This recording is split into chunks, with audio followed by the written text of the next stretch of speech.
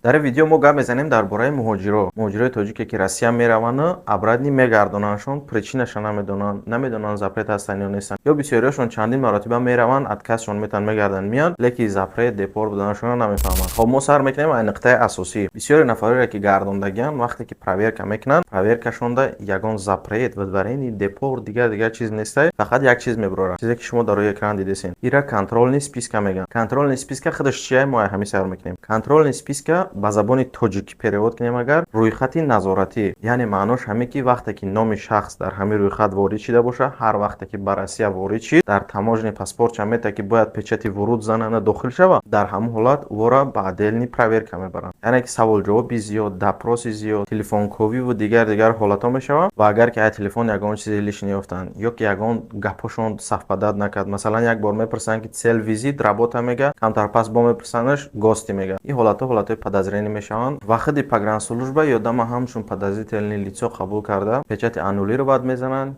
ё ки вообще-то печатам нозада обратно мегардонанд. Хоб мо бармегардем ба сари худи контрольный списка, яъне ки рӯйхати назоратӣ. Кадом нафарҳо дар ин рӯйхат ворид мешаванд? Нафарҳое ки мераванд цел визит номуайянай ё ки дар вақти допрос дурӯғ мегӯянд, ё ин ки нафарҳое ки ном алиш карда рафтагиянд, вақте ки мебинанд автоматик данёи пешина, номи пешина пайдо мешавад. Ҳамаи ҳамин одаморо дар худи контрольный списка ворид мекунанд. Мутаассифона ай ҳамада аламовар чиз медонед чие? Ҳастанд нафарҳое ки проверка мекунанд мардума, яъне ки масалан ман агар муҳоҷире бошам ки рафтагиам гардондагиман ё ки вообще-то мехоҳам бифаҳмам ки запрет дорем ё не, ҳастанд нафарҳое ки бо проверка мекунанд. Масалан худи мо ҳам ҳамин проверкада саркор дорем. Кадом дар кор боша проверка метавонед дар рақамҳои WhatsApp болои экран нависен, мо метавонем шуморо проверка кунем. Хулоса нафарҳое ки проверка мекунанд, ҳамон одамо мебинанд ки ҳамин одам дар контрольный списка ҳастад. Шояд ки ӯ маълумот надошта бошанд ки контрольный списка чие, ё ин ки шояд бидонанд хушон ната ки қатъи ҳамон одам консултиро баъд бигзаранд ва мегӯянд ки шумо пожизненный запрет ҳастед, яъне ки контрольный спискадаи пожизненный запрети. Хеле гап нест. Дани момент худаш бессрочный запрет мондан несте. Фақат дар баъзе ҳолатое ки одам агар ки решение запретш баромада боша, қарздор боша, ай налог ё ки вообще-то штраф кардагиан, суми штраф споридагӣ нест, ҳамин хе ҳолатҳои истисноие дора ки запрета мондагиан, масалан 2025, не ки дата разрешения въезд не указана. И бессрочный несте. Не ки то налога наспори ё ки то штрафа наспори, дата разрешения въезд, яъне ки сроки запрет то кая аниқ намешавад. Хулосаи гап ки мардума мегӯянд шумо пожизненный запрет ҳастед ва ин мардум дига намедонанд ки чӣ кор кунанд. Контрольная списка рӯйхати назоратӣ маънои запрета надорад. Кадоме ки мегӯяд гапа, гап 101% дурӯғ аст. Кадоме агар ки вопрос дошта боша, ҳамин масъалада баҳс дошта боша, марҳамат қатъӣ мебароем ва шумо доказат мекунем ки ин чиз запрет нест. Кадоме да маълумот дар кор боша, агар ки надонам, ман бо метавонам маълумоти пурра ки ин чие. Контрольный списка ма гуфтам ки нафарое ки подозрение мешаванд, ай тарафи ФСБ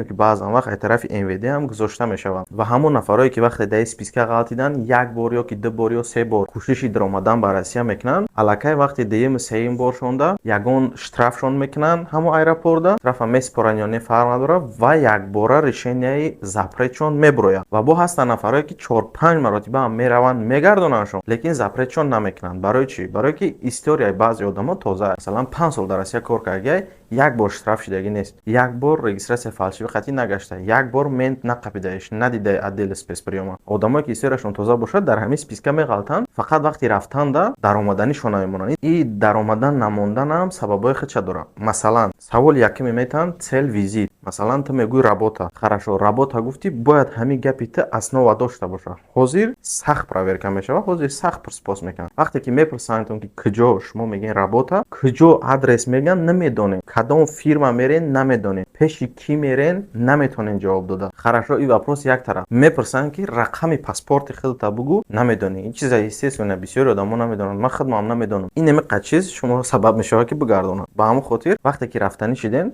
ин просто як совети оддӣ. Ҷои мерафтагитона точно бидонед, пеши ки мерен, ҳамаша точно аз ёд бидонед ки вақте пурсидан раҳгум назанед. Дуюм қоидаи асосӣ, пограничник маъно бисёр гапзаниро нағз намебинад. Мепурсад ки цел визит чие, ту бояд як калима қатъӣ ё работа ё частни ё учёба ҷавоботи бояд. Не ки мардуми хумон бисёраш чихелӣ мекунанд, мепурсад цел визит, мега ки ман пеш фалони ҳамсоям ё ки шиносам, хештаворум, рафтисам онҷода кор мекардам, ман ҳам кор рафтисам. И хеле намешавад. Короткий ҷавоб додан дар кор барои подозрение нағалтидан. Ёки ҳастай ҳолате ки дополнительный проверка мебаранд, паникада меғалта, сразу разбор мекунад, шумо мара куҷо бурдесин, туда-суда, ёки ҳаст одаме ки ҳатто ба ҳақорат қатишон гап мезананд. Хеле ҳолат агар ман бошам рана метавонам. Ва сеюм қоида и беҳад ба шумо фоида дорад. Шумо агар ки ягон фирма кор рафтиса бошед, ёки агар хазаинтон рус боша, агар ки бутона ба шуморо приглашение барои работа равон кунад, беҳади баъд вручат мекунад дани момента. Просто приглашение равон мекунад, уже шумо бигем ки як 70% шанси даромадантон наздик мешавад. Одамое ки запрет надоринда, одамое ки мисол обычно мерен мен, шумо да беҳад бо хуба, не ки одамое ки дар контрольни списка ҳастен, шанси шумо аллакай зиёд мешавад. Шахсе ки дар контрольни списка уже шанси даромаданаш 50/50 ё мегзара проверкара бешубҳа мерава, ёки мегардонад. Уже шанс 50/50 дар байн. Вақте ки